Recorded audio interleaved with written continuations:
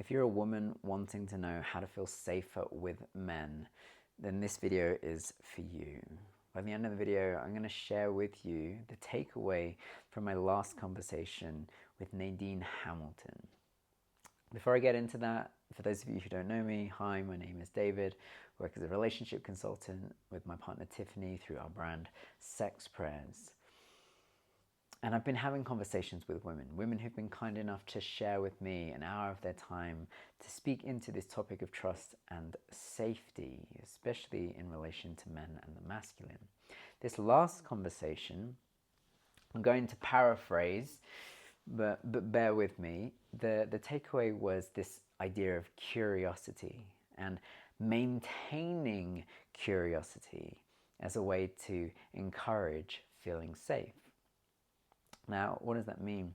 Well, rather than seeing the man, or really just any person sitting in front of you as these projections of our own stories, instead getting rid of all of that and having a sense of radical curiosity, seeing them as an entire universe in human form waiting to be explored and discovered for the unique entity that they are, rather than bringing the baggage that we have from our previous experiences and labeling them or tarnishing them with our experiences. Because one, it's not true, and two, it's not fair. And this can be difficult. So Nadine spoke into how she, when she was younger, had this period where she was very angry with men and a lot of frustration and negative emotion and thought towards them. Essentially being kind of a man-hater, really.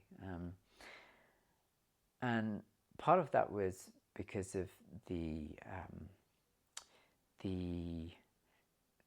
social maybe conditioning around her.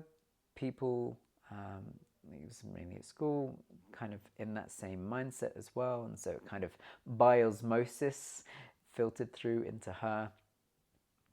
But partly also because she'd had some unpleasant experiences with boys, and I'm going to use that term consciously, because even when it's people in adult male bodies showing up in unintegrated ways, it's not men. It's boy consciousness masquerading as man. And this is an important distinction to make. And understandably so, why so many women can have an apathy and a disdain and a distrust and a dis-ease around and with men because they've been hurt in the past. And maybe this has been your story too. And the thing that I love that Nadine has arrived at now and shares and encourages is not letting the past tarnish the present and corrupt the potential of the future. Letting all of that go and being able to witness the being in front of you for who they are and who they're offering right now.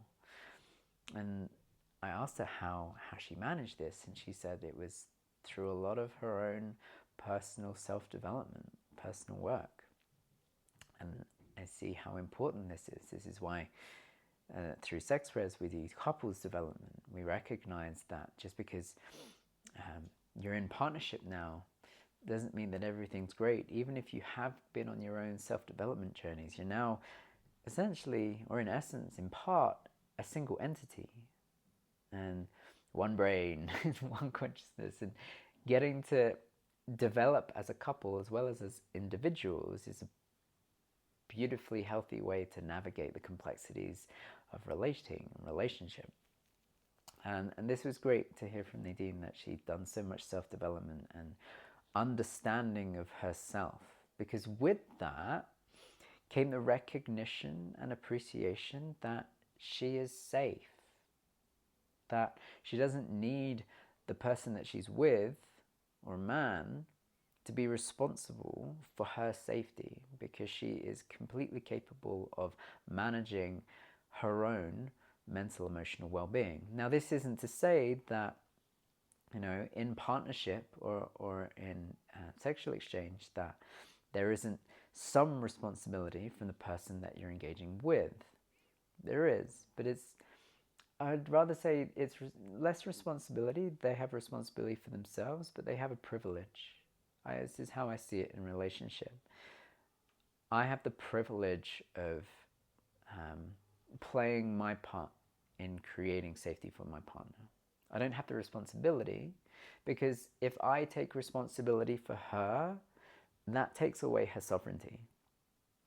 I have the privilege of holding parts when invited to do so. That's a full empowerment piece. That's an integrity. That's a sovereign piece. She can offer parts of that to me, but I know that I'm doing it because I'm being invited to, not because I have to. And for me, that's an important distinction. And something I loved about what Nadine said, this idea of discernment and responsibility and trusting of her intuition, that she's become so in tune with herself that she can recognize when her intuition is speaking to her, and she can discern how to show up or not show up and interact and exchange with men and really with people. And as a result, she gets to take responsibility, full responsibility for her experience, and not need to rely on anyone else, man or otherwise, for her safety. Again, this isn't to absolve anyone, particularly men, of showing up in integrity. It's not to give a carte blanche for anyone to behave in any way that they choose. It's recognizing that you have the sovereignty to be able to take responsibility for your experience, whoever you are, whatever gender you might be.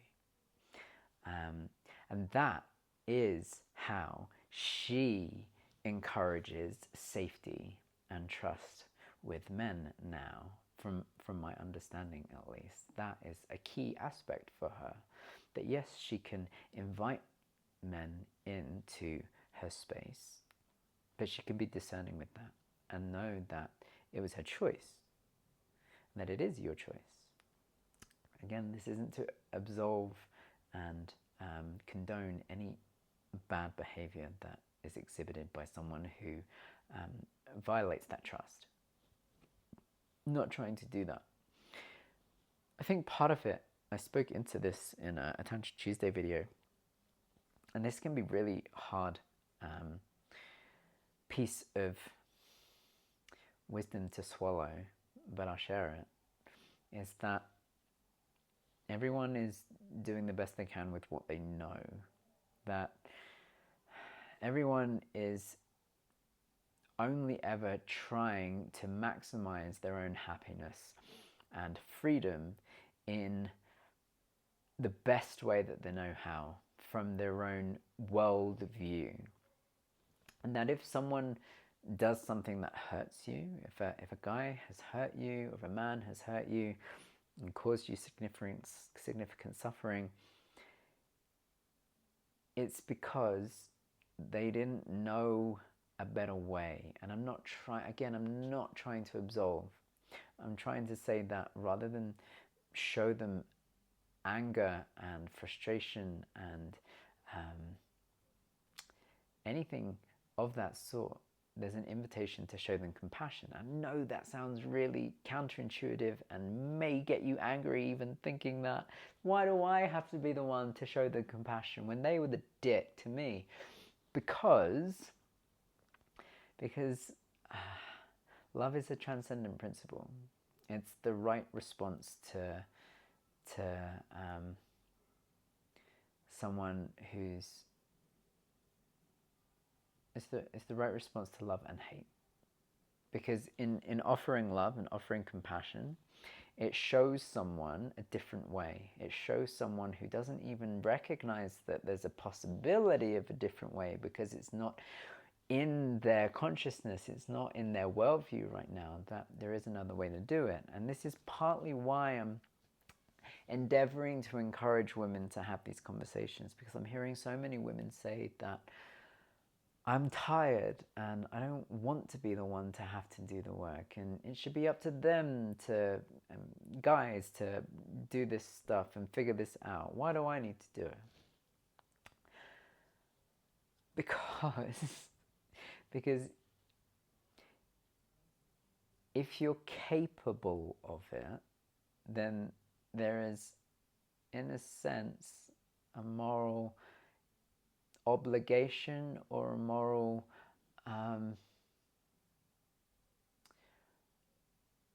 privilege. There's a moral privilege to it. There is. It doesn't get to be a chore.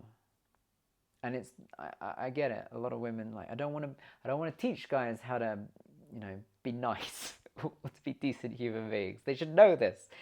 Yeah, but they don't. Because if they did, they'd be doing it already. And if you know better, then you are in a position of less ignorance. And that is a privilege. That is a huge privilege. Because there was a time when you didn't know better, and someone showed you that there was a better way.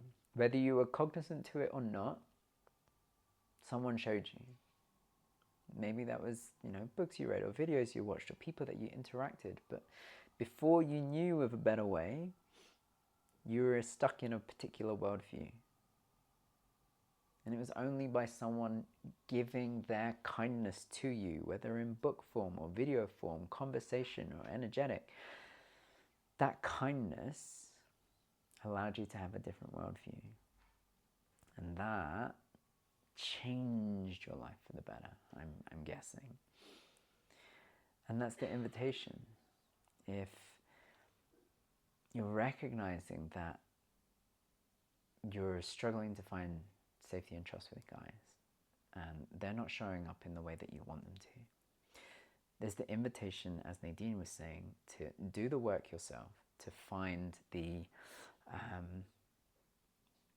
ability to be responsible for your own experience, to find the ability to have your own emotional mastery. And with that comes the ability to offer compassion and show up in integrity and be the invitation for other people to arise into a more awakened state of being, a state of less ignorance.